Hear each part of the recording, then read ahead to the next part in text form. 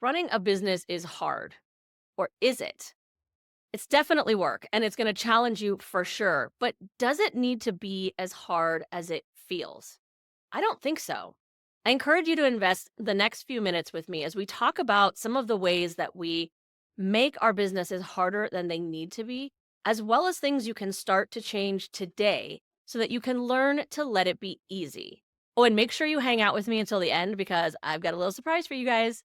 But before we dive into this, make sure you like this video, subscribe to the channel if you haven't already, and ring that little notification bell so that you never miss a tutorial or upload. So let me start here by saying that all of the things that we're going to talk about that are ways that we make our businesses harder than they need to be are all things that I have experienced and I'm certain I will experience again.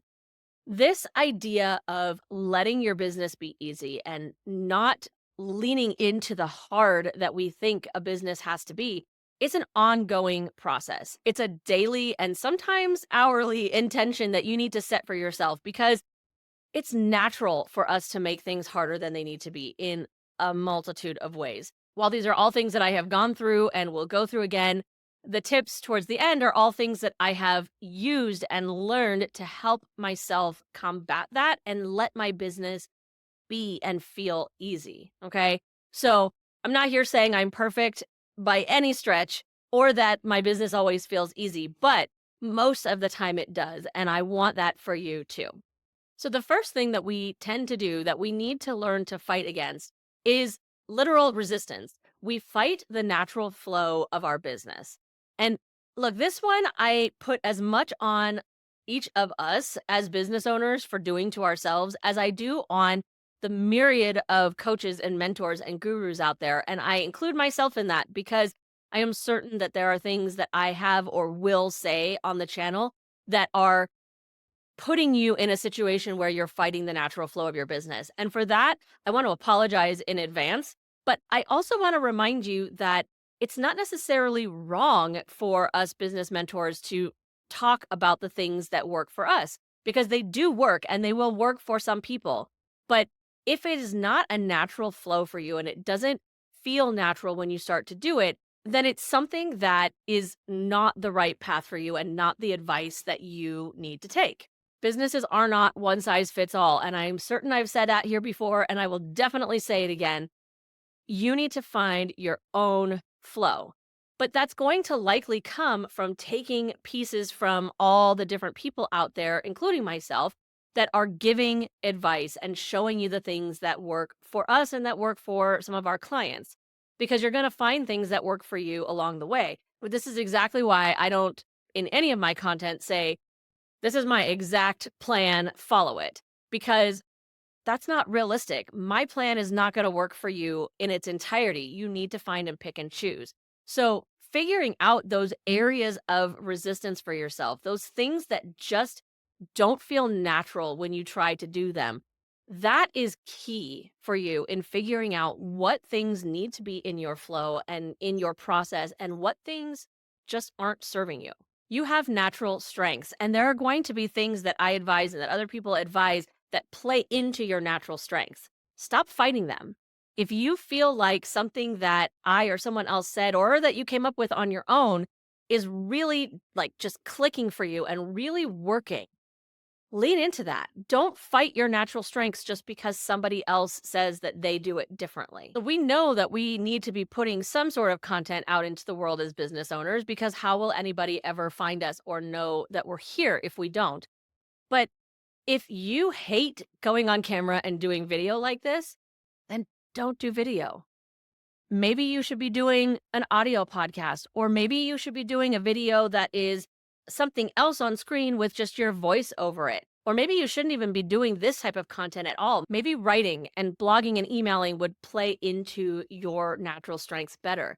Then that is the path you should take. Seeing somebody else have success with a certain strategy like video or audio podcasting and all of that does not necessarily mean that it's the only way to do things or that it's the way that you need to be doing things. So while you're definitely going to trial and error and experiment with different things, if a certain path, and it's not just in content creation, we're talking about all the different areas. If you find a certain strategy in your business just feels so hard, whether it's really, really hard to stay consistent with it or it's really, really hard for you to do it in the first place. For example, me, when I first started with my business and trying to be consistent with content, the first thing that I tried to do was be an email marketer because I thought that's what so many people are doing. They write, multiple emails a week and all of that. And I could do that. That's what I'm going to do. It was so hard for me to stay consistent with that and blogging because I'm a talker.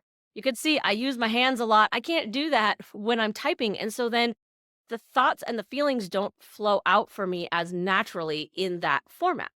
Now, am I still sending out emails? Yes.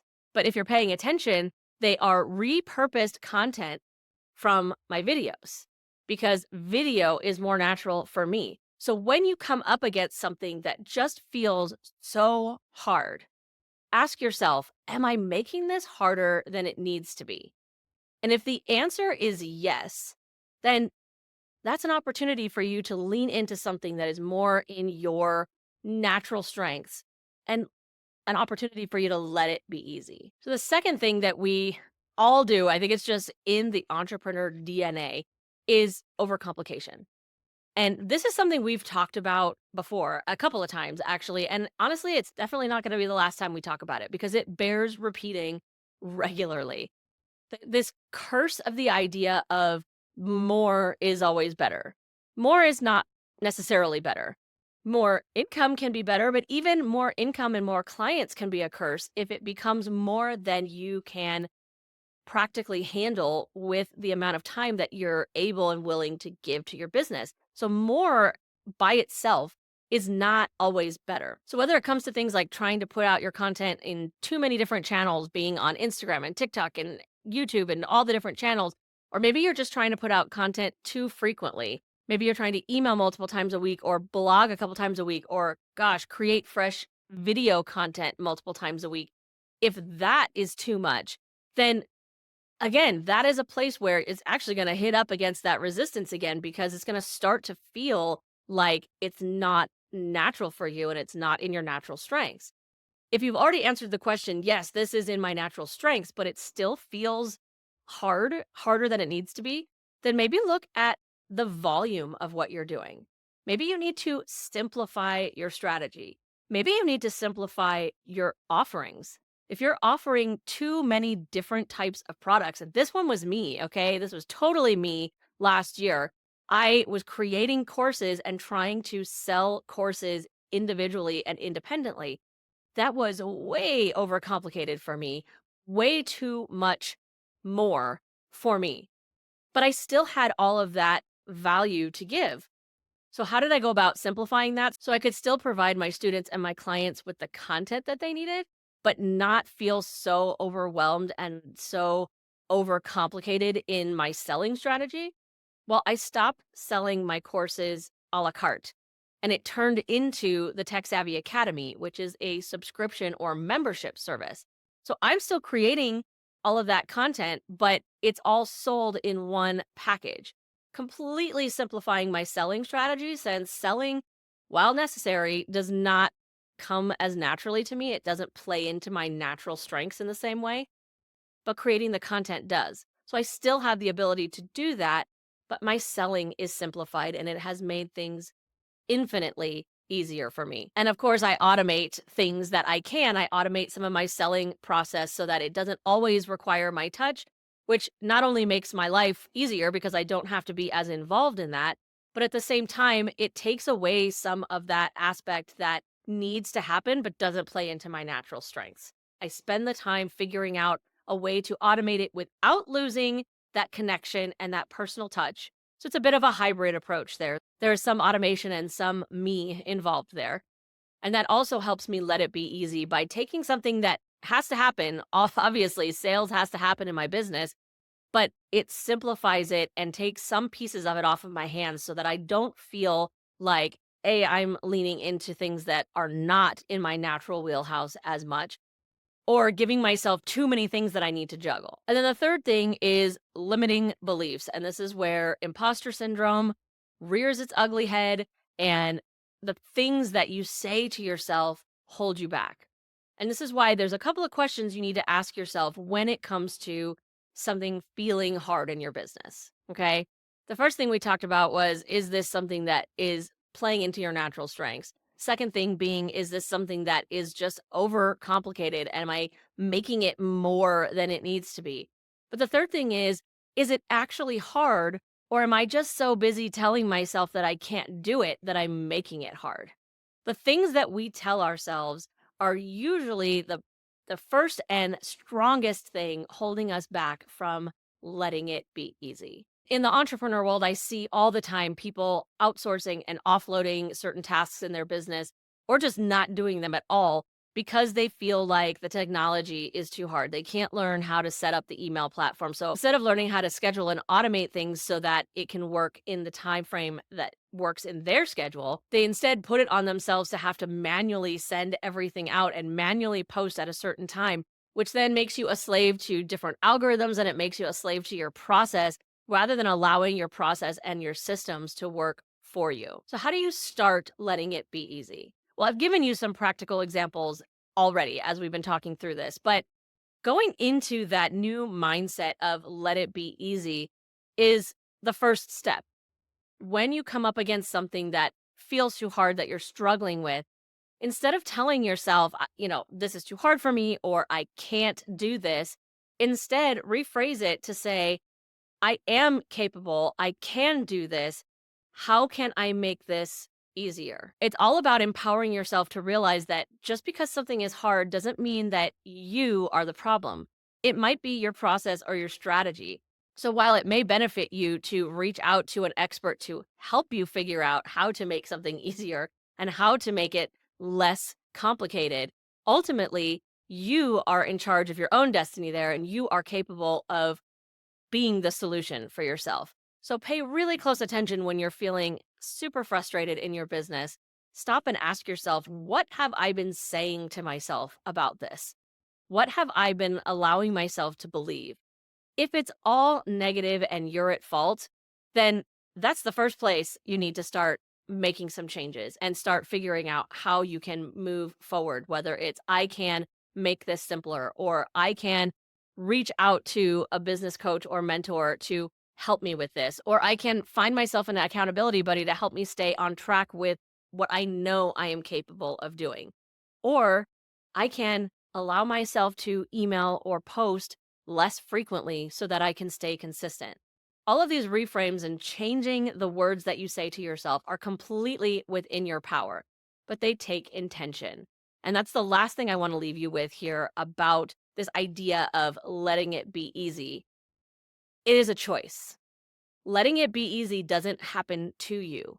You need to decide every day, and like I said, sometimes every hour, that you are not going to let your business overwhelm you and let it take over. You are going to choose to let it be easy. Now, normally this would flow straight into my little outro video, but I promised you a surprise. And if you've been watching the podcast for a little while, then you saw a couple of months ago, I did a very difficult episode for myself where I let you guys know that we had to say goodbye to a loved member of our family, our Bichon Duke. He was the light of our lives. He was a huge part of our family, and we had to say goodbye to him a few months ago. But we've decided that we are not a home meant to be without a fluff. So I want to introduce you guys to the new member of our family and who you will start seeing peeking around the channel a little bit more because he's going to become, just like Duke was, the unofficial mascot of the Tech Savvy Academy. So let me grab him for you. This precious fluff is Puffin. He is our new Bichon. He is about 9 weeks old. And man, he can be a challenge just like any puppy, but we are choosing to let it be easy, aren't we, Puff? We are choosing to let it be easy, and we are just choosing to lean into the love that we have for this little guy, just like you do for your business, right? So when those challenges come along, like obviously happen with a puppy, whether it's the little accidents or the things that come along that don't go as planned, or, when he chews on the book that I'm reading, things like that. We are choosing to lean into the love and passion that we have for him and let it be easy. We're going to learn together, just like you can with me and with all the other entrepreneurs in this community. So this is Puff, and you guys are going to be seeing a whole lot more of him on the channel. I hope you liked that video, and more importantly, that you found it helpful. If you did, please consider subscribing to the channel and sharing it with a fellow solopreneur. And make sure you check out the description for links to how we can connect and maybe even work together.